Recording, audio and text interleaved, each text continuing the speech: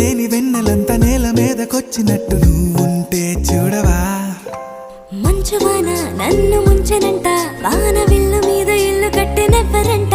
ఈ లోకమంతా నిన్ను చూసినంట, ఏ దిష్టి నిన్ను తాకకుండా ఇంటిలోనే దాచుకుంటా. రంగు రంగు తారలన్నీ తొంగి తొంగి ఒక్కసారి చూసి